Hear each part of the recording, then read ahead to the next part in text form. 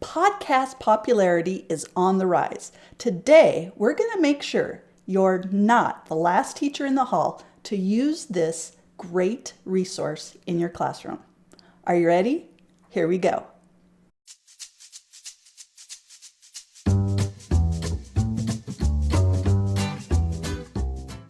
Hi, I'm Angie. I was in education for 25 years. Yeah, I know. I'm that old, but I'm fun, okay? And now I'm helping teachers just like you live their best teacher lives. Today, we're talking about podcasts and using them in the classroom. I know many of you use podcasts for personal use, but have you ever thought about using podcasts in your classroom?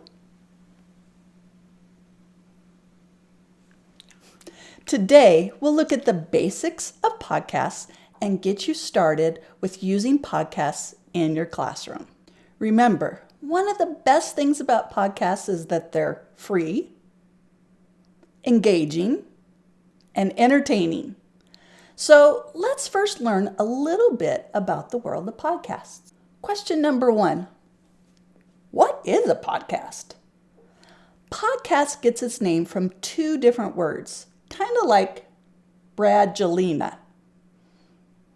It's like pod, iPod, and cast, like broadcast, all mixed into one. So it should translate into radio on demand that you can listen to on any device, like a desktop or a smartphone or a device, even like Amazon Alexa. How long have podcasts been around? Podcasts started back in 2004.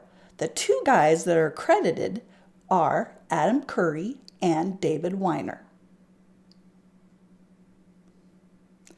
Number 3, what type of media is a podcast? Podcasts are mostly audio. There are some podcasts that are video, but that component of the video is pretty rare. How is a podcast structured? Podcasts can educate and entertain.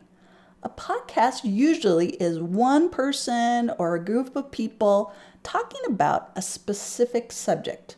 Many are in an interview style, or they can sound like a book on tape, and they might even be reminiscent of the old-time radio dramas of yesteryear.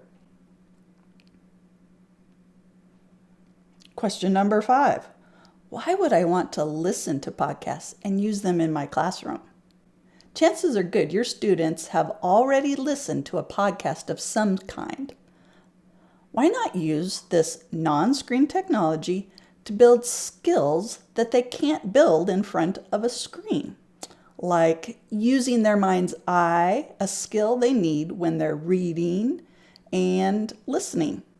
By the way, most podcasts are free. Did I mention they're free?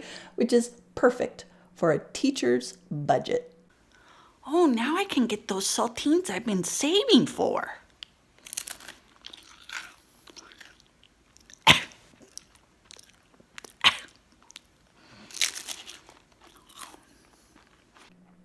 Question number 6. What topics will I find on a podcast? If you can think of a topic, it probably is the subject of a podcast. So be careful. Not all podcasts are kid-friendly. Always make sure you listen to the entire podcast before you present it to your students. Here are the main categories of podcasts that you can find in places like Apple Podcasts: business, comedy, education, games and hobbies, government and organizations, health, kids and family, music, news and politics, religion and spirituality, science and medicine, society and culture, sports and recreation, technology, TV and film. Question 7. How are podcasts transmitted? Most podcasts are housed on their own website, so you can search for them on Google. Most of them are also housed by podcast providers like Apple Podcasts, Google Podcasts, Spotify, Stitcher, iHeartRadio, as well as a growing number of private podcast providers. Number 8, what are playback options? Some providers provide their subscribers with playback options. I use Apple Podcasts. It gives me the options of adjustable playback speed, the ability to skip ahead and go forward, notification of when a new podcast is on, and the ability to download the podcast just in case I don't have internet. Number 9, how can I find podcasts? Finding podcasts on a specific subject that you need for your classroom can be a little tricky. Remember, not all podcasts are student friendly. To start, Google a podcast by typing into the Google search podcast, and then your search words. That'll give you a good start. Finding podcasts that are engaging might also prove tricky. That's why in the next few podcasts, I am going to give you podcasts that have engaged my own children and they are picky consumers. The best way to find a good podcast is by recommendation and word of mouth. Word of mouth. Now, I know you're itching to get at your podcasts and get them into your classroom, and I won't disappoint you. Head to the next video on the playlist and watch the video about one of my favorite podcasts, The Radio Adventures of Dr. Floyd. Now that you do know about podcasts, leave a yes in the description down below if you think podcasts will become part of a regular educational experience.